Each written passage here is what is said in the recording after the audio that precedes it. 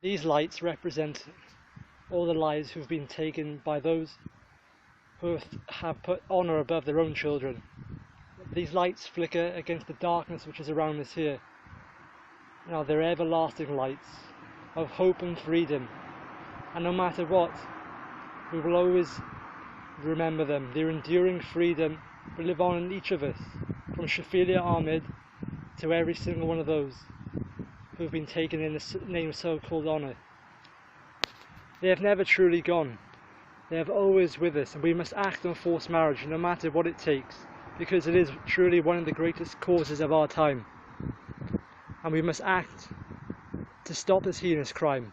We must educate and empower in every school, because every child matters, and our action must truly show that. The statistics show there have been 11,000 cases of honour crime over the last 4 years, and we cannot live with that statistic in Britain, because this is a British problem happening to British people. No, it's not a case of things going on behind closed doors. This is happening and destroying lives here in the 21st century, and we can't keep going from decade to decade with the same problem. When we are the solution, we all have the voice which has the power to truly bring change, and no one can stand on the sidelines. We must act, all of us, as one community, as one society, and as that society we truly reject violence and slavery, of which forced marriage and honour-based crime is.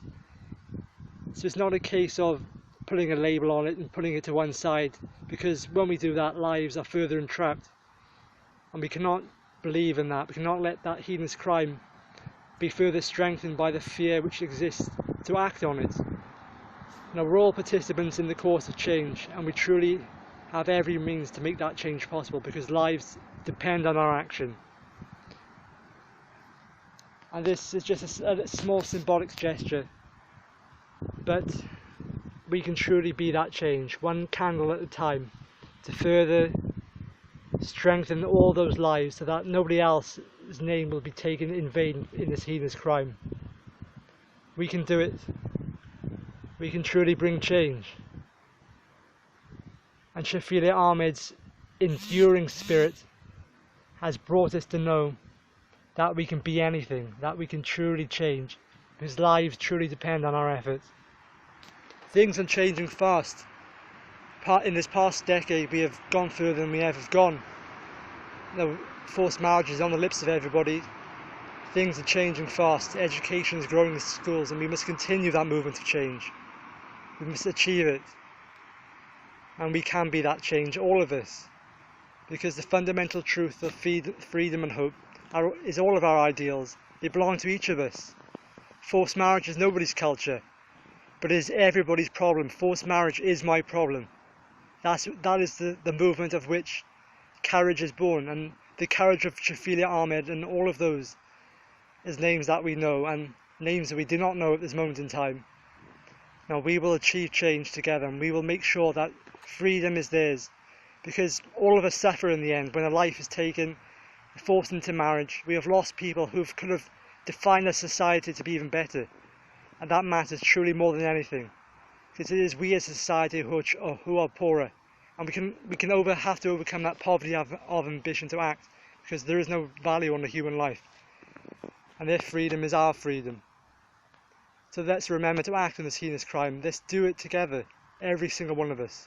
A light together, a candle, because from one candle hope can be truly shared, to build a movement, to overcome the barriers. And we just have to educate and build that conversation. One conversation at a time will break the barriers, and those who truly believe who can run campaigns of hate against their own children will not be able to do it any longer. So let's achieve that change together. Let's be that candle of change. Let's light against the dark, and let hope truly prevail, because we can do it, every single one of us. We can do it, no matter what it takes, because hate shouldn't exist in every society.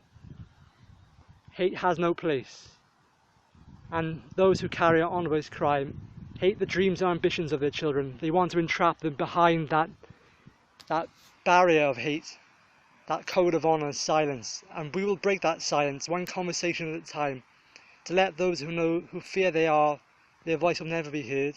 They will be heard because we hear them, and through our action we truly show that we know they exist, that their dreams will truly prevail with all of us. We can do it, no matter